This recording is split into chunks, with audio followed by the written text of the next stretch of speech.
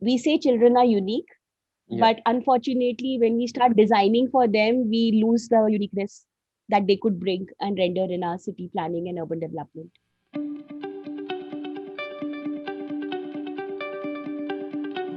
Hello and welcome to the season 2 of Understanding the Future. I'm your host Punit Gandhi, and Climate Center for Cities is excited to bring to you a podcast about the future of work in the field of climate change, urban development, sustainability, and innovation. We will talk to experts working on ground as well as in the top management of government and non-governmental organizations to better understand how the field looks like in future. This will help us in preparing to enable climate actions as well as gauge the type of skill sets and jobs that would be required in future to solve complex challenges. If you are listening to it for the first time, do tune into season 1.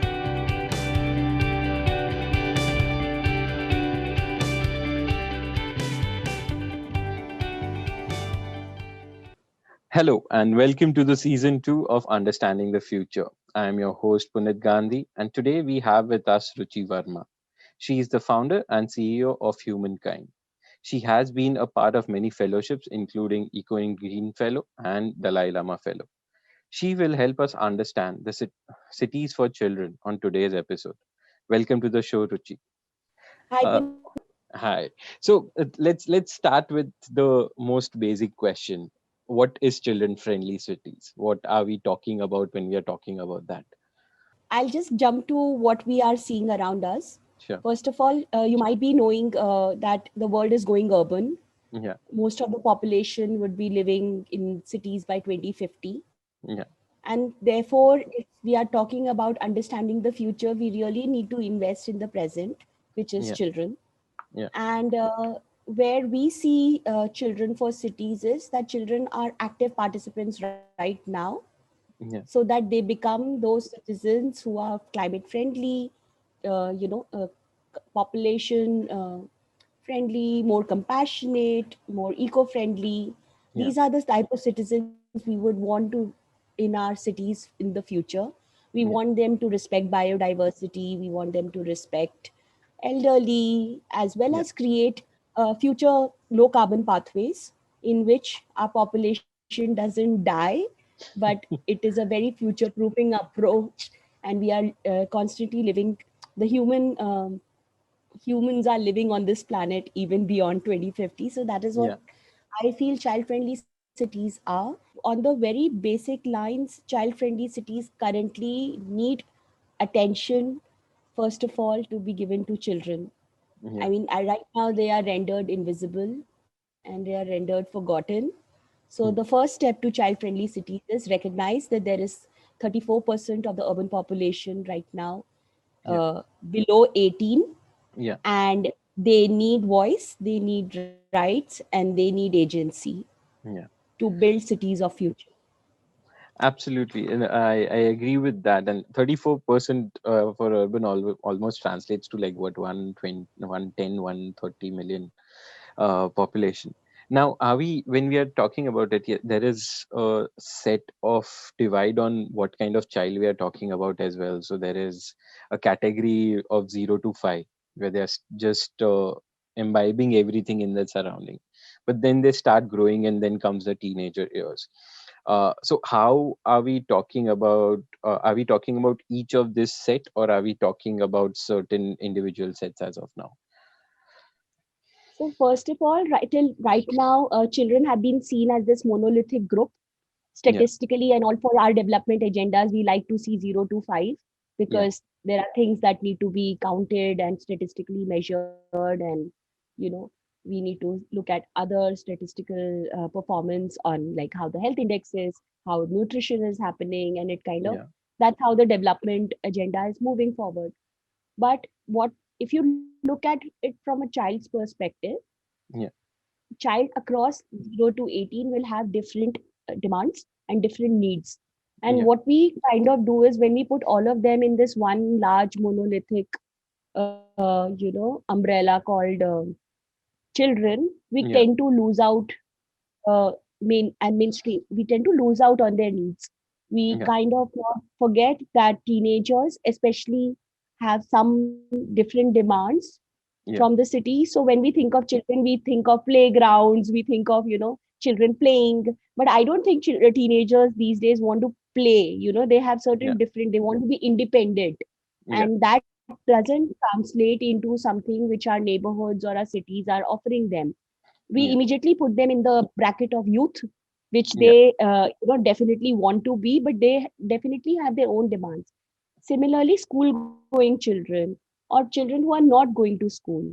children of single parents versus children of parents. So, the lenses have to be really different if you want to look at future proofing, Yeah. because we say children are unique, but Yeah. unfortunately, when we start designing for them, we lose the uniqueness that they could bring and render in our city planning and urban development.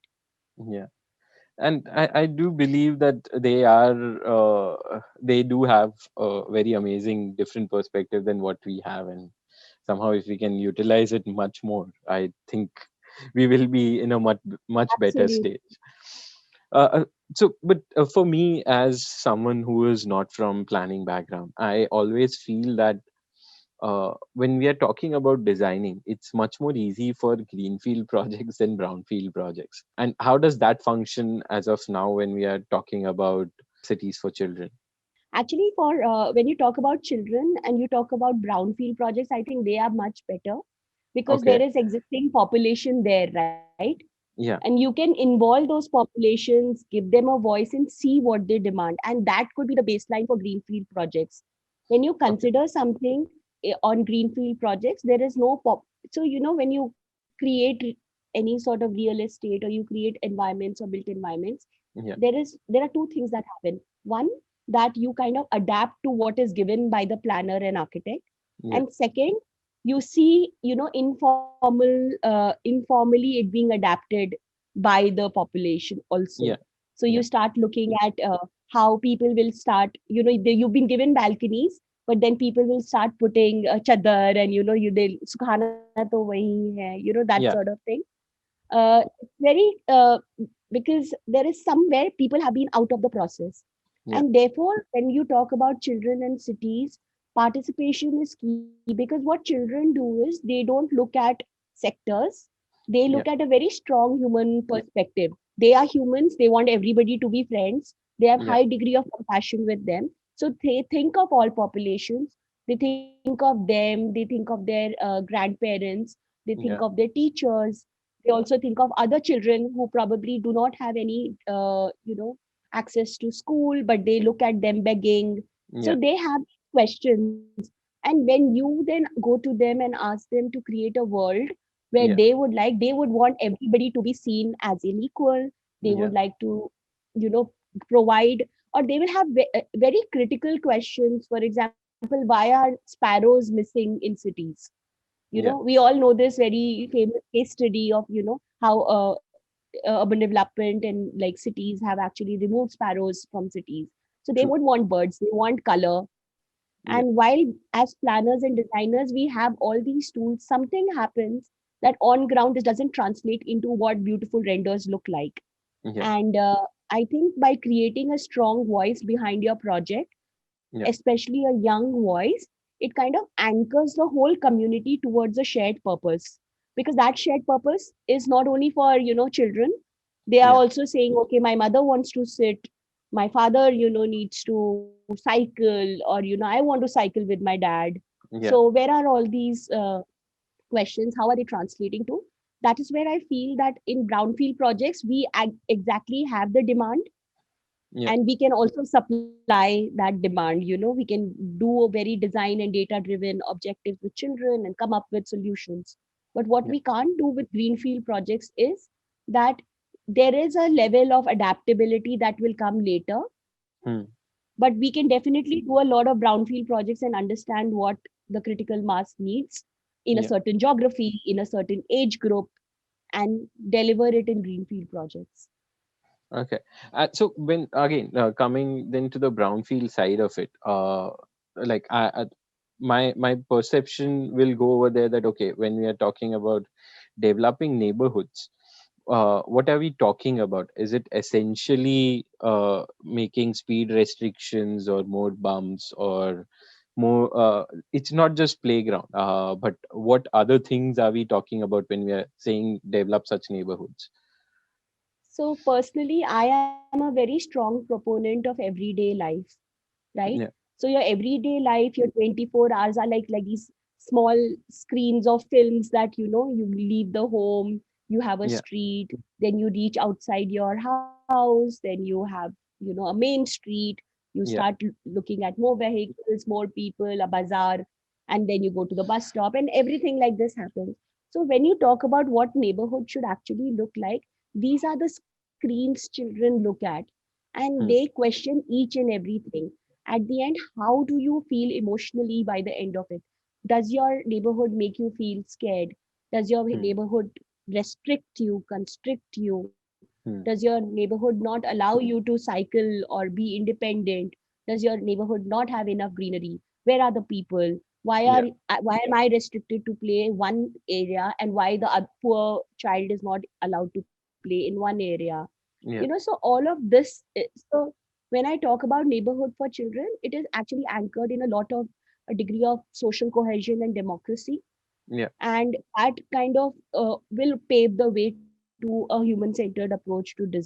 When yeah, we started working at Humankind, or Humankind was actually built on this context that 45 children were dying daily, yeah. and that's almost like eliminating one classroom a day. Wow. So Yeah, it is well, as we speak, like over 1 year, you can imagine how many children would have died. And yeah, while this is statistically everywhere, you people, parents, neighbors, they don't relate to the statistics because they don't see that impacted. So yeah, the two things happen. One is that they will say, okay, my child may not move out yeah, anymore because there is a high probability of them dying. And the yeah, second is, we as adults who are yeah, like almost normalized or have no call to action need yeah, to come together and show children that we are invested in them, and yeah, let's do something. And then all these screens which I was talking to you about, those flashes which of yeah, different spaces the children move to, one by one that starts coming, uh, becoming a tool for change. So yeah, this is what we do at Humankind, and this is what we expect our neighborhoods to, yeah, transform to. Just to add a very small anecdote, whenever I speak to elderly, they keep telling us about the old Purane Mohalle, yeah, our old cities, their life, yeah, how they were. And then they tell us that, you guys don't do anything. And yeah, our generation tells the kids, you don't do anything. yeah, So you can see the world shrinking yeah, in terms of what personal freedom and independence looks like. yeah, And I think for a child to be creative, a critical thinker, have the skills for future, yeah. spaces and cities and neighborhoods really have an important really have an important place in this whole development narrative, so to speak.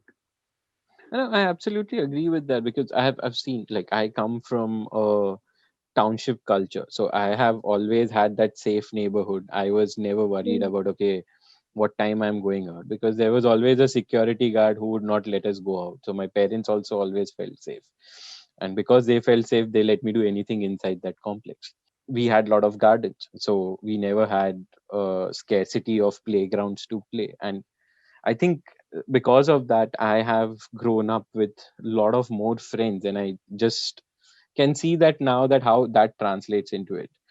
But that is my concern as well, that as someone who has started living in cities for last 5 years now, I don't see any of such spaces coming up, or I don't see how can kids of this day and age get that kind of facility, and that becomes very difficult. So how can that be translated into their development? Because it's not just physical, I feel, but it's also mental development of sorts. You're absolutely right. Actually, if you look at the international mandate of the Sustainable Development Goals, you look Yeah, at the UNCRC, you look at Declaration of Human Rights, each and every one has given children the platform to be equals. Yeah. India is a signatory to all of them, but there is something when it translates to local implementation, we Yeah. are still stuck in our jaded, vicious processes of how governance takes place.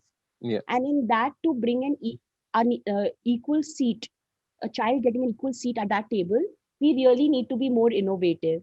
So I can tell you from experience that what we have done so far with our crosswalk program, which is our flagship program at Humankind, is what we've tried to do is that we've tried to make design more accessible to children Hmm. and ask them to co-design a safe school street Okay. through a human-centered approach.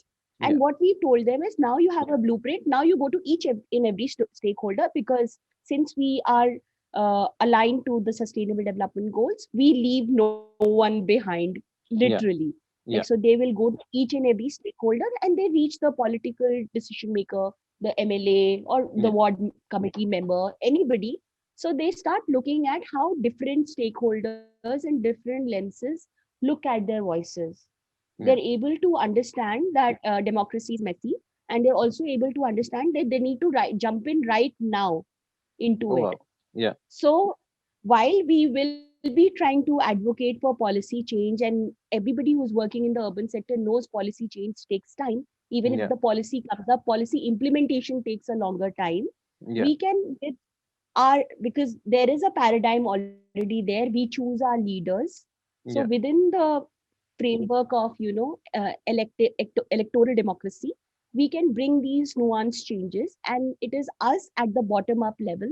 We can look at how can we bring children right there, because um, any such project will take a long time. So I'm expecting these children to grow Yeah. as informed teenagers.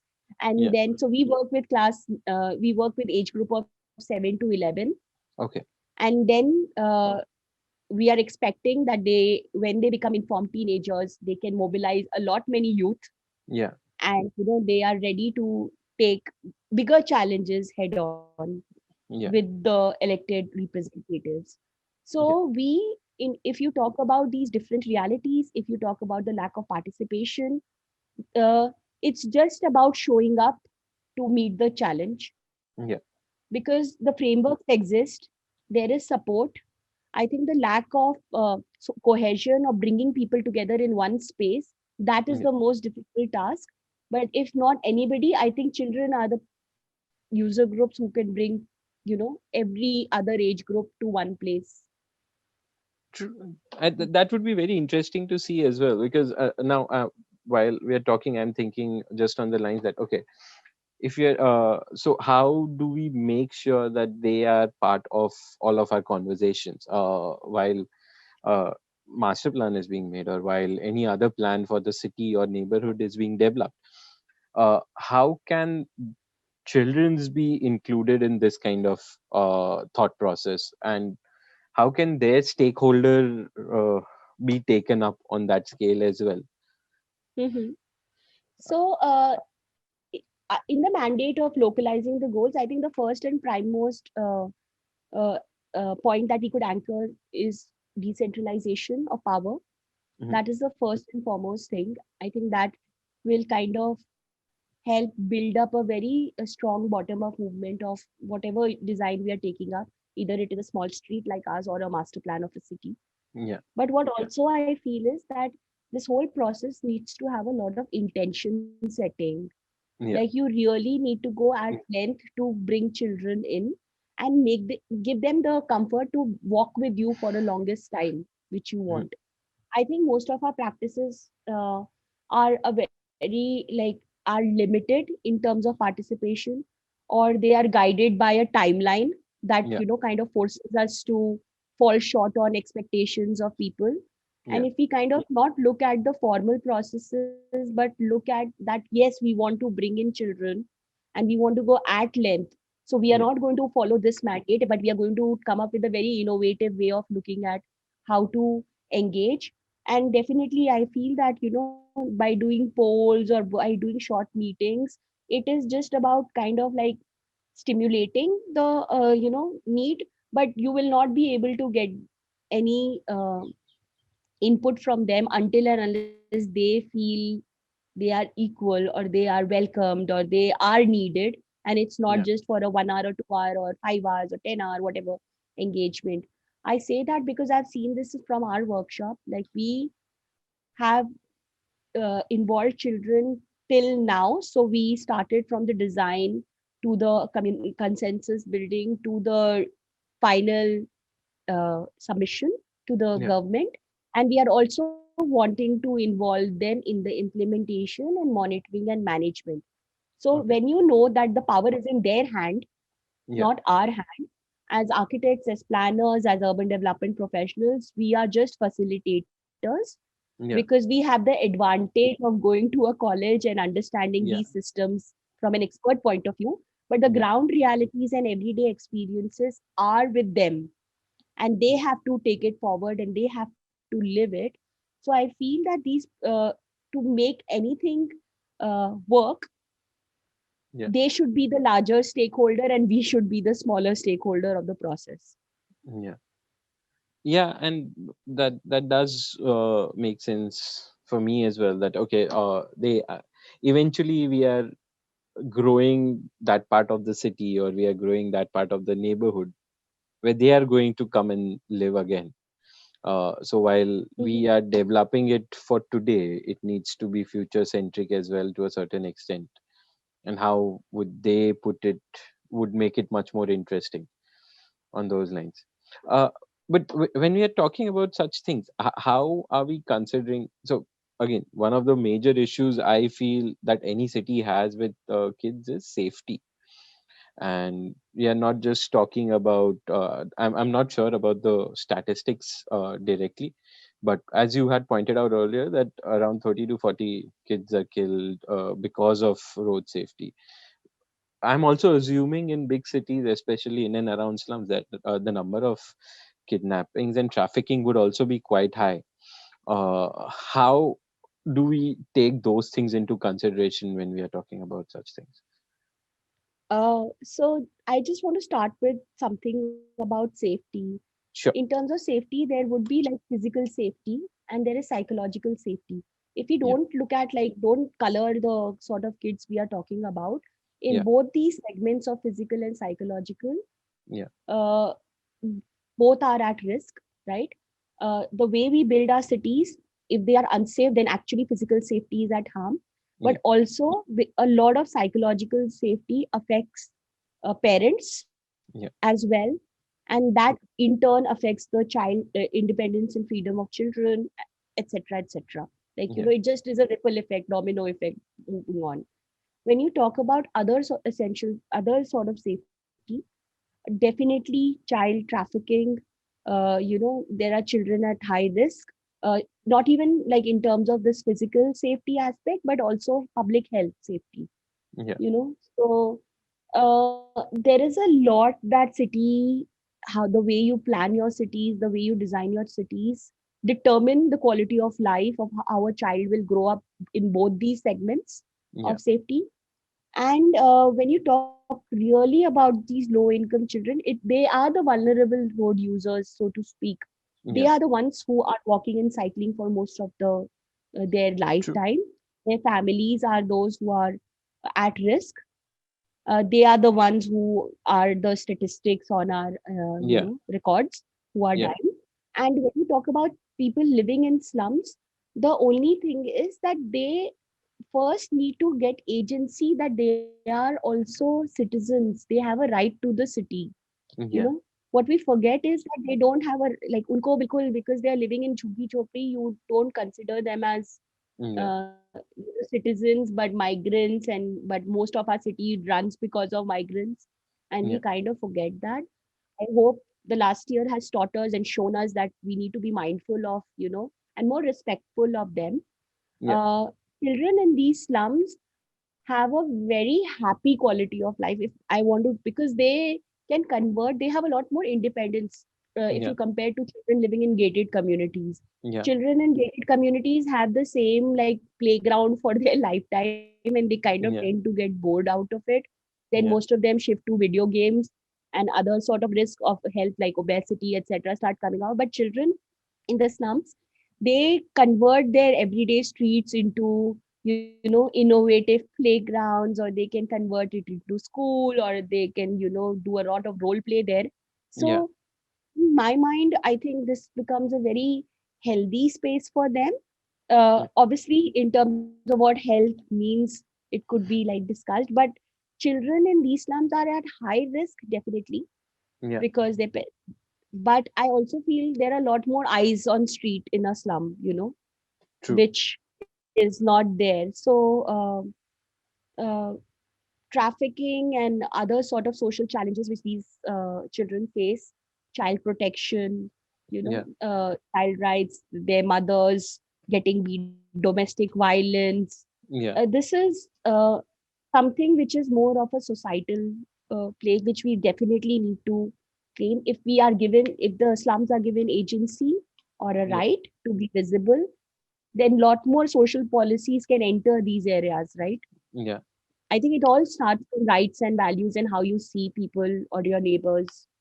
Yeah. And children observe all of this. They kind of see how your parents, how our parents are looking at other parents, how our parents are looking at a certain, segment of population. And that is the notion that starts coming into it. So it's a very it's a like I say, it's a universal responsibility for all of us Yeah. to attend to compassion and kindness as a holistic value, because all of this translates into our systems and structures and how we live.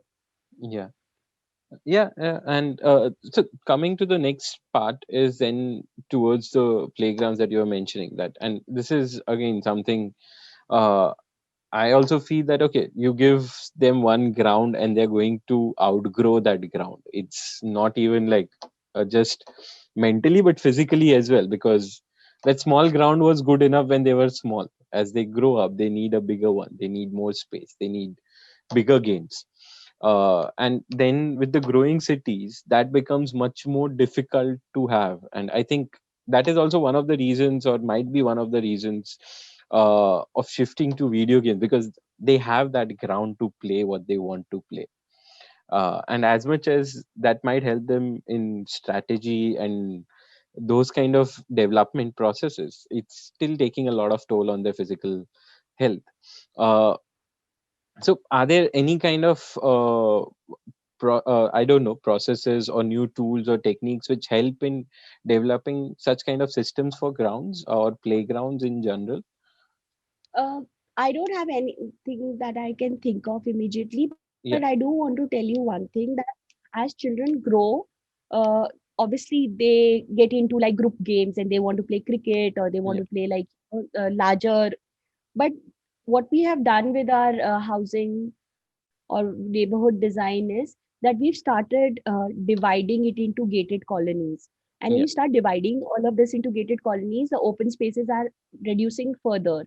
But the stakeholders for that open spaces become even more. Yeah. So what happens is the elderly want to sit, but the children can't play that time. And Yeah. that kind of creates a lot of like pull push for that same open space Yeah. between different generations. And who is the one who has to give up? It is always Eventually. the children, Yeah. you know, because the seniority takes place, so everybody, and slowly you kind of start getting this understanding of, that we are not welcome. Yeah. And True. so when you talk about how new playgrounds are designed, I think first of all, gated colonies should not be there. But Yeah. wherever there are gated colonies, they should not start bifurcating the space, but let their residents, the residents of the children, those who are living there, should co-design those open spaces. Yeah. Because what will happen is a lot of informal play will start coming in. They Yeah. will understand that, there are elderly, they need Yeah. spaces. Maybe corners could come out, but I think when we offer something like a ready product to a Yeah. population that is going to live for 50 years, 60 years, like generations are living in that area, you don't you should leave room for innovation, you should leave room for dialogue. And I think public spaces can be that platform with children's leadership, Yeah. to transform, how we live together, how we grow together. Yeah. On that point, I think I would then come to the point where it comes with the sensitization of parents or grandparents, and how can that be done in an effective manner so that these bifurcations don't apply to children? Because I think they are major part of this pull and push to create that bifurcation. uh, Mhm. it's it's elderly, it's not the children who are creating that bifurcation. So how can we sensitize that population more and more? So, it's very interesting you asked me this because I have been often wondering why is this word other in our language or in our dictionary at all. Yeah. And what we try to do with humankind is try to eliminate this word called otherness, Hmm. or when we do our uh, participatory exercises, we hear a lot of they. Yeah. So I think it starts with the heart, first of Yeah. all, for us. We really want to understand. I think there are these fears and mindsets that have been shaped over generations, Yeah. and it's not easy to break them. So that's why it's very important to get some shared purpose between the community. Yeah. And when you bring that degree of a purpose, probably that is the time more listening happens. They drop judgment, they drop suspicion, you know. Yeah. So right now, if I again come back to the gated colony example, Yeah. there are so many divisions within a gated colony that even if we want to ask them to let poor in and use their playground, it's far from, Yeah. uh, far from happening. So the first thing is that the social cohesion, the listening in that community has to open up to a higher degree. And what Yeah. we do with parents is that we try to just, so the first, like what we do is that we just go with a very children led approach. Hmm. We tell them to create the blueprint like I told you, and then see what the parents have to react, because Okay. then there is a shared blueprint already there. Now let's build upon it. So I Yeah. don't think any parent will say that my child is, does not deserve something like this. Yeah. Everybody, I think, one is safety and the second is children. These both are like a community need, Yeah. a non-negotiable community need, like, so we what we are trying to do is bring these two and open dialogues. Yeah. Modern lifestyle has stopped us from meeting, Yeah. stopped us from talking. I think we are just doing Right. that. Wo baki everything starts opening up in its, there's no like deadline on your head that you need to become friends by the end of the day. We Yeah. just leave it up to them and let them like meet often, talk often, engage. And it takes time. We are human beings. It takes time to for Absolutely. relationships to develop. And I think when relationships are there, then Yeah. humanity survives. Yes, I absolutely hope that we are able to do such things more and more to break more boundaries as well on those lines, because that's absolutely necessary part of it. So coming to one of the important questions. So while we are designing cities for children, what kind of skill sets are we looking at? Because this is again a very subjective topic in itself. It's not as quantitative that we would want it to be. So what are the kind of skill sets, or what kind of thought processes that we are looking behind this whole ecosystem? Yeah. So I think, first of all, India now has a new education policy that Yeah. kind of focuses a lot on, scientific temper, creativity, Yeah. critical thinking. They also talk a lot about ethics and compassion. Hmm. So they're also looking at compassion as a science, Yeah. social emotional learning. And I think these are the skills that actually, when embedded, will kind of help innovation happen in our projects, in our lives. Yeah. I definitely feel one important skill everybody needs is communication and listening. This is one thing that I personally have experienced in my work. Yeah. And I see that when that starts happening, all the other skills get an avenue to be implemented. Otherwise, Yeah. those only remain skills. Um, what also happens in future, we would like to see, leaders. coming out of not working population. We need more Yeah. leaders. So even if you are looking at any sort of work in terms of uh, implementation of projects or even managing teams, Yeah. what we would hope that the new education policy could seed is a more ethical and altruistic leadership, Hmm.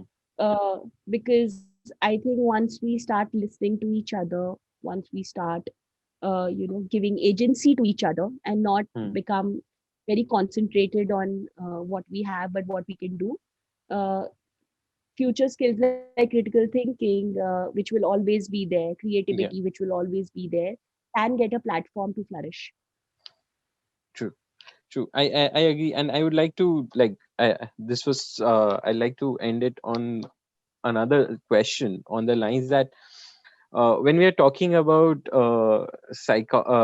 like communications in general, this is something I feel not just about kids but also about adults, and being there are quite a lot of people who are introverts, and for them they don't understand, especially as kids, I feel that communication is different from talking. So how can those kind of things be developed into this ecosystem? Hmm.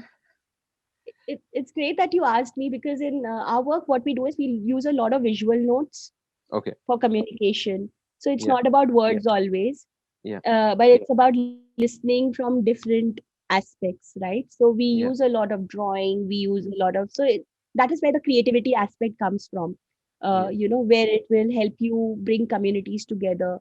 Maybe looking at visual communication, maybe looking at just drawing, maybe just Yeah. looking at some, just being in a space and being in nature. So we kind of like look at a very set setting of how communities should interact. Yeah. But because communities are different, I think we should come up with different ways of how they could communicate as well.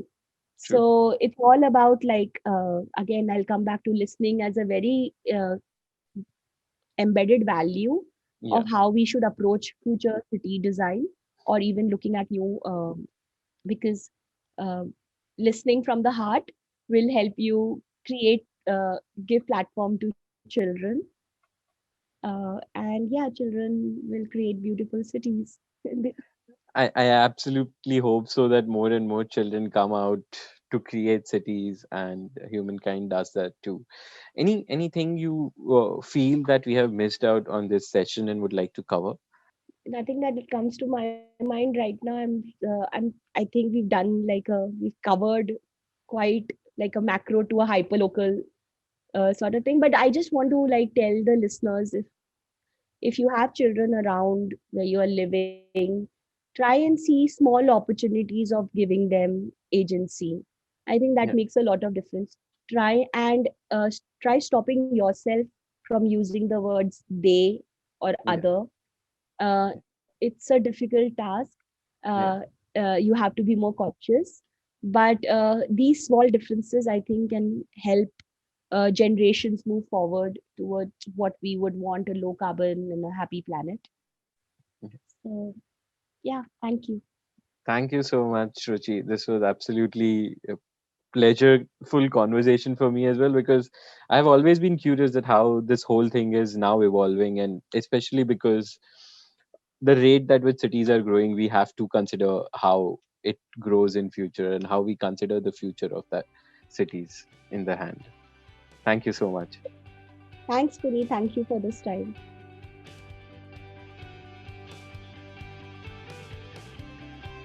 You have been listening to Understanding the Future podcast. To know more about Climate Center for Cities, check out our website www.niua.org/c-q. The show is conceptualized, produced, and edited by Punit Gandhi, Senior Associate at CQ. You can now subscribe to our podcast on your favorite channel, which can be accessed through the credits. Also, don't forget to follow us on our social media for more updates. Do share your reviews with us and help us spread the podcast to your friends and colleagues. Do write to us if you would be interested in learning about any specific topics. Thank you and stay tuned for our next episode.